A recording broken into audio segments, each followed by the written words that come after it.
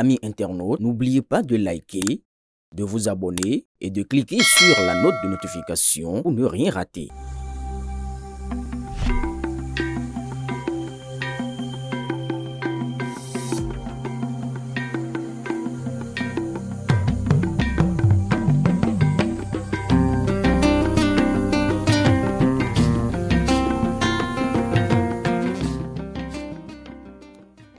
Le chef de l'État, M. Patrice Talon, a présidé la séance du Conseil des ministres de ce mercredi 10 septembre 2025, dont voici les principales décisions. S'agissant des mesures normatives, transmission à l'Assemblée nationale pour examen et vote du projet de loi de finances pour la gestion 2026. Les orientations économiques et budgétaires pour la gestion 2026 sont focalisées sur le renforcement des facteurs clés de la transformation structurelle de l'économie nationale et une meilleure approche budgétaire de redistribution des fruits de la croissance économique pour plus d'équité et de justice sociale. Ces projections sont conformes aux discussions tenues lors du débat d'orientation budgétaire le 27 juin 2025 à l'Assemblée nationale. Le présent projet a donc pour vocation de permettre la poursuite des actions de diversification de l'économie par le développement du secteur industriel et des infrastructures, ainsi que du renforcement du capital humain. Il postule un taux de croissance économique qui s'établirait à 7,5%, tiré notamment par un secteur agricole dynamique dont l'activité resterait robuste grâce aux initiatives de soutien à la mécanisation agricole, l'accès aux intrants agricoles et aux conseils agricoles, la maîtrise de l'eau pour des fins agricoles et pastorales, l'augmentation de l'activité industrielle, l'accroissement du trafic au port de Cotonou et des actions de promotion touristique. Dans un tel contexte, le projet de loi de finances pour la gestion 2026 s'équilibre en ressources et en charges à 3 783 984 francs CFA contre 3 551 005 francs CFA pour la gestion 2025, le taux d'inflation restant maîtrisé autour de 2%, en dessous de la norme communautaire de 3% de l'UEMOA, tandis que les dépenses à sensibilité sociale représenteraient 42% du budget général.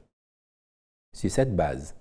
les efforts d'investissement en cours dans les domaines clés de la santé et de la protection sociale, du développement du savoir et de la connaissance, du tourisme, de l'énergie, de l'eau, des transports et du numérique seront poursuivis et renforcés.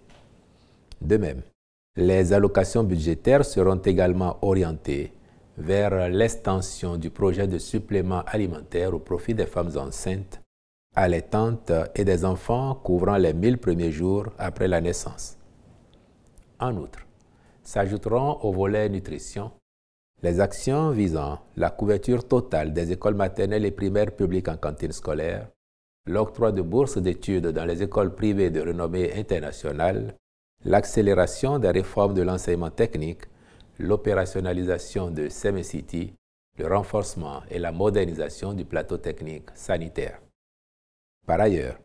un point d'attention sera accordé au financement des activités entrant dans le cadre des élections générales de 2026 pour lesquelles les ressources sont déjà entièrement mobilisées.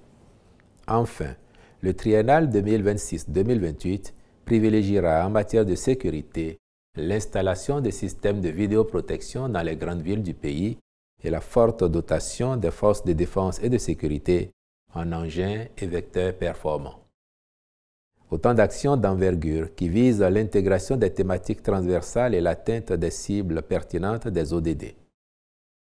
Le ministre de l'Économie et des Finances est instruit, en lien avec les autres ministres concernés, de présenter à l'Assemblée nationale ce projet et de suivre l'aboutissement de la procédure législative y relative. Au titre d'autres mesures normatives, ont été adoptés les décrets portant conditions et modalités d'application des sanctions administratives en matière d'aviation civile,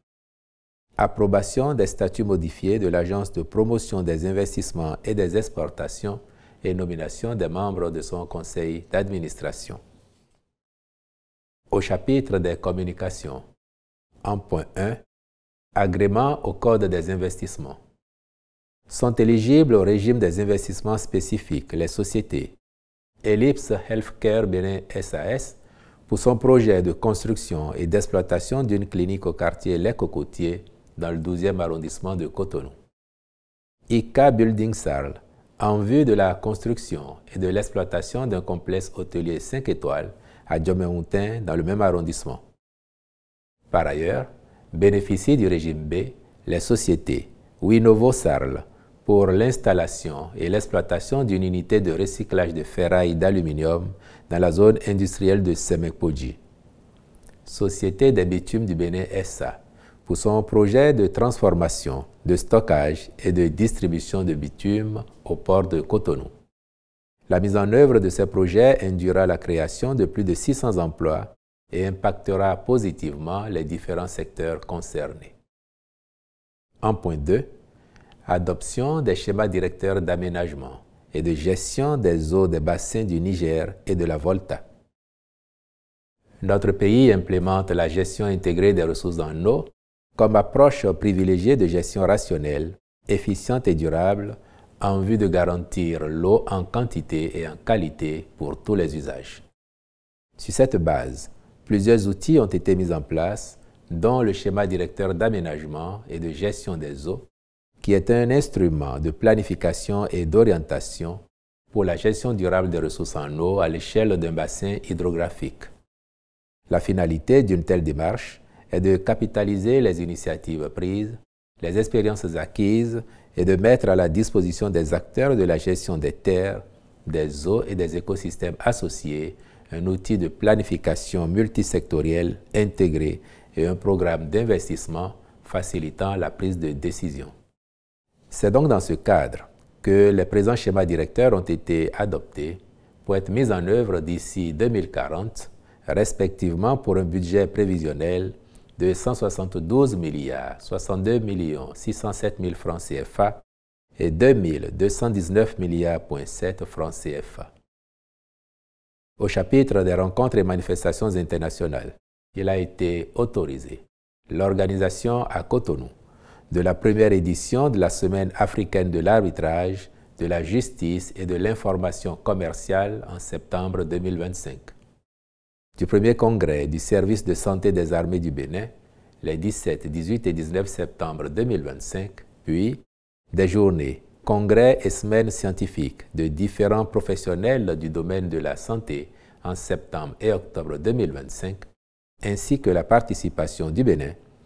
à la visite pays au Danemark dans le cadre du mécanisme d'examen de l'application de la Convention des Nations Unies contre la corruption du 7 au 9 octobre 2025 et au 20e congrès du Conseil international des archives du 25 au 30 octobre 2025 à Barcelone, en Espagne. Je vous remercie.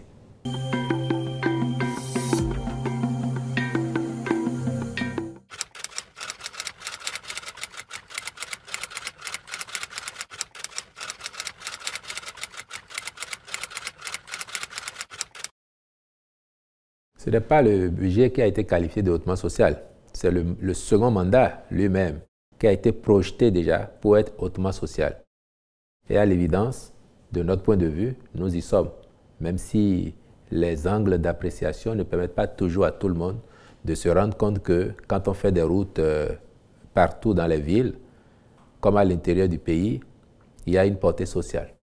Quand on améliore l'accès à l'eau potable, l'accès à l'électricité, l'accès aux soins de santé, qu'il y a du social. Que quand on passe de 250 000 enfants en 2016-2017 qui étaient impactés par les cantines scolaires pendant 20 jours dans l'année et qu'on est à plus de 1 300 000 enfants aujourd'hui qui mangent à l'école tous les jours, de la rentrée jusqu'aux vacances sans discontinuer, il y a une portée hautement sociale. Quand on dématérialise tellement de services que de chez soi, on peut recourir à tel ou tel service public, sans avoir à se déplacer, sans avoir à engager des dépenses particulières, il y a des ressources qui restent dans la poche du citoyen et c'est aussi un effet induit du social. Donc quand on regarde tout ça et l'ampleur des réalisations, nous y sommes. 2025 n'échappe pas à la règle et en projection immédiate, 2026 n'y échappe pas puisque vous avez noté que dans ce budget, 42% seront consacrés aux dépenses à sensibilité sociale, c'est-à-dire ce qui touche directement les affaires sociales, mais ce qui touche aussi les investissements qui ont un impact sur le social.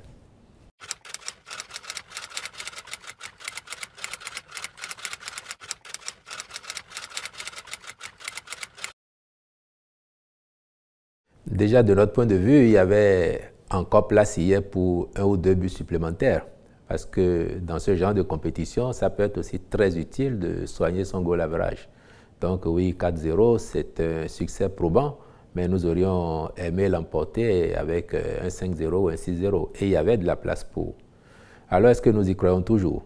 Nous sommes engagés dans la campagne et nous y croyons tant que la dernière journée n'est pas jouée. Au jour d'aujourd'hui, oui, nous sommes devancés par un adversaire direct, l'Afrique du Sud, qui aura l'avantage, je crois, de recevoir au moins un match sur les 2 dernières journées, alors que nous ferons 2 déplacements délicats au Rwanda et au Nigeria, les 2 pays qui sont derrière nous, mais à 3 points et qui apparaissent non moins comme des adversaires directs. Il nous appartiendra de mieux fourbir nos âmes pour faire bonne figure au cours de ces 2 confrontations directes pour, au pire, finir parmi les meilleurs deuxièmes afin de jouer les barrages, ou au mieux, faire de bonnes prestations et espérer un faux pas de l'équipe de l'Afrique du Sud qui se trouve devant nous aujourd'hui afin de revenir à sa hauteur et que le goal average faisant l'affaire, nous puissions l'emporter ou même sans qu'il soit besoin de recourir au goal average, que s'il ne faut pas, il y avait de ce côté-là et que nous nous faisions un sans faute, que nous puissions y arriver. Dans tous les cas, nous y croyons, nous mettrons les moyens, comme depuis le début de cette campagne, afin qu'il ne manque à nos ambassadeurs aucun soutien étatique, aucune diligence qui devrait incomber au gouvernement et nous espérons qu'eux aussi prendront plus que jamais encore à cœur de jouer cette qualification historique que le peuple béninois dans son ensemble attend. Et si ça est le cas, je pense que personne chez nous ne leur en voudrait de nous offrir un tel bonheur.